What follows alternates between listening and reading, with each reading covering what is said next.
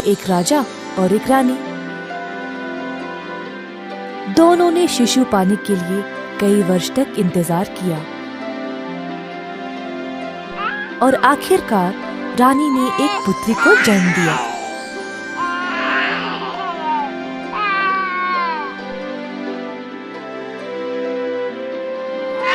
छोटी मुन्नी को बहुत लाड प्यार से पालन किया।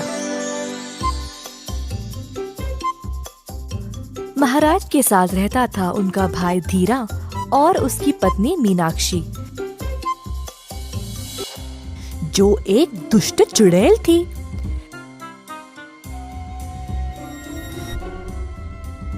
धीरा और मीनाक्षी सिंहासन पर कब्जा करना चाहते थे। दिन पे दिन ऐसा लगता है जैसे सिंहासन हमारे हाथ से छूट रहा है। जब राजकुमारी का विवाह हो जाएगा तब सारा राज्य उसके पति का होगा। तुम ही इस सिंहासन के महाराज बनोगे। मेरे पास एक योजना है। धीरा ने अपनी पत्नी की बात मानी।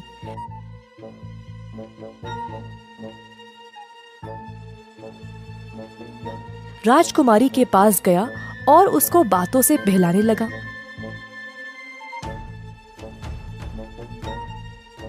एक सुनसान जगह ले जाते हुए। अब महारानी के भाई सेठू ने धीरा को राजकुमारी को ले जाते हुए देखकर उस पे संदेह किया। चोरी से उन दोनों का पीछा करने लगा।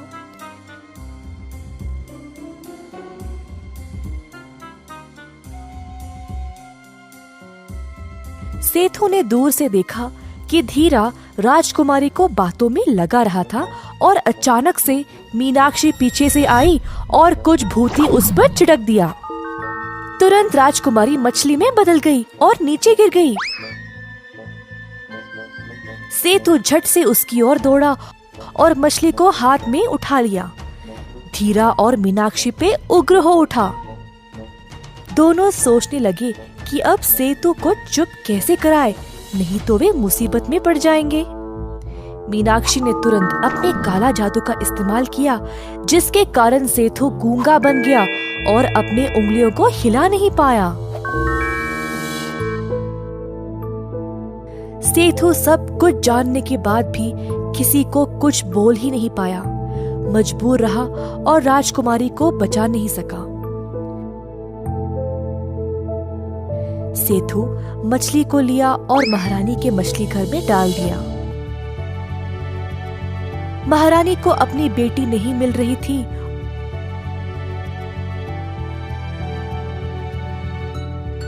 और उसका भाई भी अचानक से बोलने और लिखने की शक्ति खो दी। परेशान होकर वह महाराज के पास अपनी बाधा ले गई। सेठू ने बार बार ये बात दोनों को बोलने की कोशिश की, लेकिन उसकी मेहनत बेकार हो गई। दिन पे दिन गुजर गए और कोई कुछ नहीं कर पाया। हर रोज सेठू मछली को खिलाता और साथ समय बिताता था। सेठू केवल तुम्हारा ही ध्यान क्यों रखते हैं? हाँ, इसी तरह हमारी देखभाल क्यों नहीं करते? सिर्फ सेठू मामू को पता है कि मैं ही राजकुमारी हूँ, इसीलिए मेरा ध्यान रखते हैं। देख के ही समझ आता है कि उनको तुम्हारे साथ कितना लगाव है। हाँ हाँ, देखो वो तुम्हारे लिए एक सुंदर मछली घर बना रहे हैं। बाकी मछलियों ने देखा कैसे सेठू राजकुमारी के लिए बंदोबस्त कर रहा था।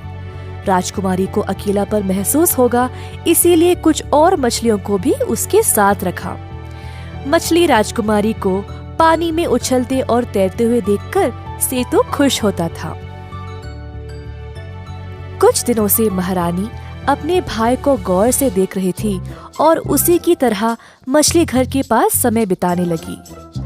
महारानी सारा दिन उदास रहती थी, लेकिन मछलियों को देखकर उनका मन भी हल्का लगता था। एक दिन एक साधु राजमहल पर आया। उनका नाम था भैरवंदा। जब वे अंदर आए तो उन्होंने महारानी को मछली के साथ खेलते हुए देखा।